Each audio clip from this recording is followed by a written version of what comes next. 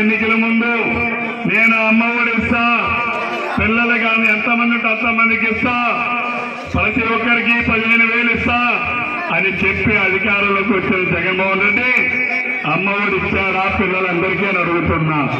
పిల్లకి పోయే తల్లికి ఇచ్చానన్నాడు, 15,000 అన్నాడు, 14,000 ఇచ్చాడు, 13,000 ఇచ్చాడు.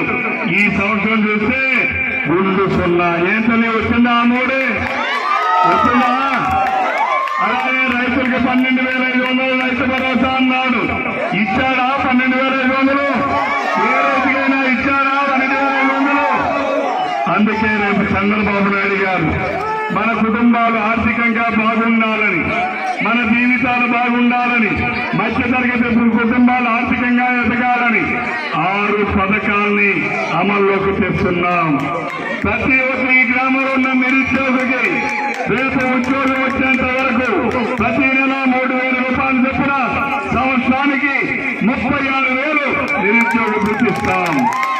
అలానే ఈ గ్రామంలో ఎంతమంది బిడ్డలు చదువుకున్న వాళ్ళు ఉంటే మీ ఇంట్లో ఒకరుంటే 15,000, ఇద్దరుంటే 30,000, ముగ్గురుంటే 40,000. ప్రతి చదువుకున్న బిడ్డకి ఏడాదికి 15,000 ఇస్తాం. అలాగే 3వ పథకం రైతు బంధు పథకం పేరుతో ప్రతి ఒక్క రైతుకి కేంద్ర ప్రభుత్వం ఇచ్చే నిధులతో కలుపుకొని 20,000 రూపాయలు రైతు బంధు పథకం ఇస్తామని చెప్పి సందర్భంగా తెలియజేస్తున్నాం. ఆనాడు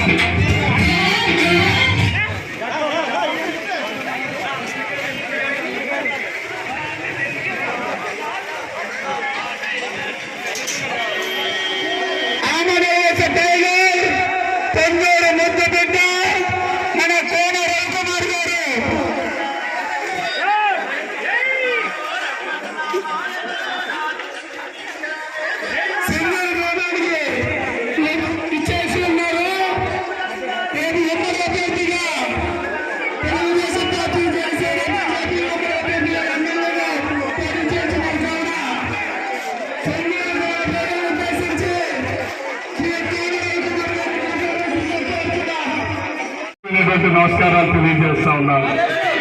మీ అందరికీ తెలుసు, రేపు 13వ తారీఖు నాడు